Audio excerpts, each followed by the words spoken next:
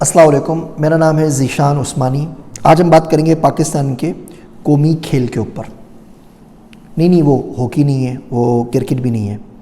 ہمارا جو national sports ہے وہ ہے جگت بازی، اور اس کا کوئی موقع ہم کہیں بھی ہاتھ سے جانے نہیں دیتے۔ اگر کوئی عالمی مقابلہ ہو تو اب کسی بھی محلے سے ٹیم بھیج دیجئے، ہمارا پہلا نمبر آئے گا۔ ہم بالکل چپ نہیں رہ پاتے، بلا وجہ جگت کرتے ہیں، کوئی مطلب نہیں ہوتا، ایک گناہ بے لذت ہے، بس وہ کیے جا رہے ہیں۔ جو جملے آپ بول رہے ہوتے ہیں نا، سامنے والے کو یہ بھی پتہ ہوتا ہے کہ وہ جملے آپ نے کہاں سے کاپی کیے ہیں، کون سا ڈرامہ دیکھ کے آ رہے ہیں، کون سا سٹ کام دیکھ کر آ رہے ہیں، کون سا شو دیکھ کر آ رہے ہیں، کون سی مووی دیکھ کر آ رہے ہیں، اور نیٹ فلکس پہ رات کہاں گزاری ہے۔ اتنے بیوقوف نہیں ہوتے، لیکن آپ کو تو عادت ہے، آپ ضرور بولیں گے۔ دو چار واقعات آپ سے شیئر کرتا ہوں، شاید یہ آپ کو اس سوچنے پہ مجبور کریں کہ جگت بازی نہیں کرنی چاہیے۔ ایک بچے نے فیس بک پہ پوچھا کہ جو عورتیں ہوتی ہیں جو کوئی الٹا سیدھا کام کرتی ہیں اور ایسے کسی بازاروں میں رہتی ہیں، ان کے بارے میں آپ کا کیا خیال ہے؟ تو لوگوں نے بڑی جگت سنائی، بہت زیادہ مذاق کیے اور بہت گندے گندے الفاظ استعمال کیے۔ پھر میں نے اس بچے سے بات کی پرائیویٹ میں، فیس بک کے اوپر جا کے، پھر واٹس ایپ کے اوپر، پھر اسے کال کی، تو پتہ یہ چلا کہ اس کے خاندان میں سے کسی شخص کا تعلق وہاں سے تھا۔ اب بتائیے، وہ بندہ صرف جو بھی اس کے تھے رشتہ دار، ان کو سمجھانا چاہ رہا تھا کہ دنیا پڑی ہے، اللہ معاف کرے گا، آپ زندگی کی طرف واپس آئیں۔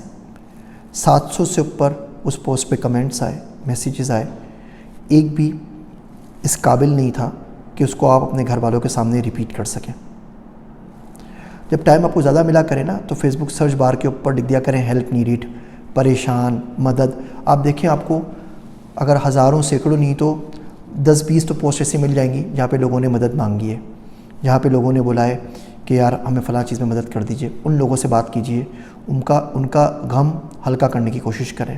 ان الفاظوں کا، لفظوں کا بہت اثر ہوتا ہے۔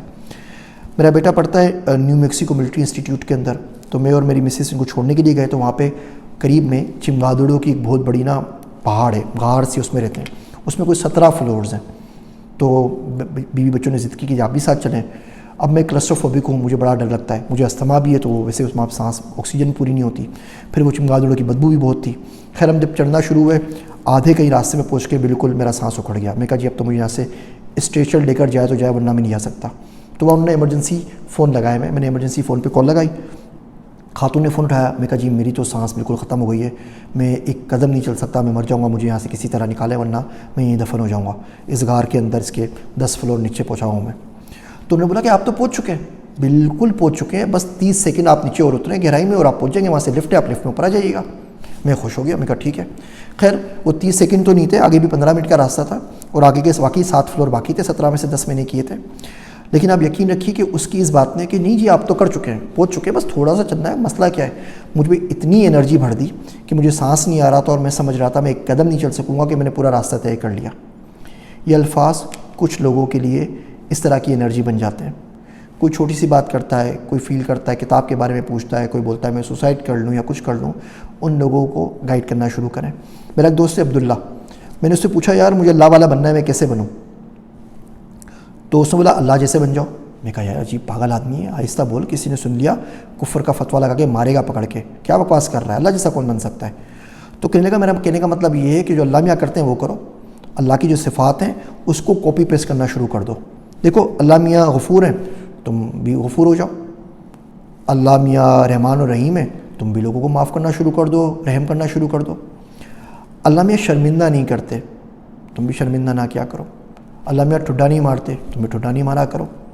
اللہ کبھی کسی کو واپس نہیں بھیجتے، تم واپس نہ بھیجا کرو۔ اللہ کسی پہ اپنا در بند نہیں کرتا، تم در بند نہ کیا کرو۔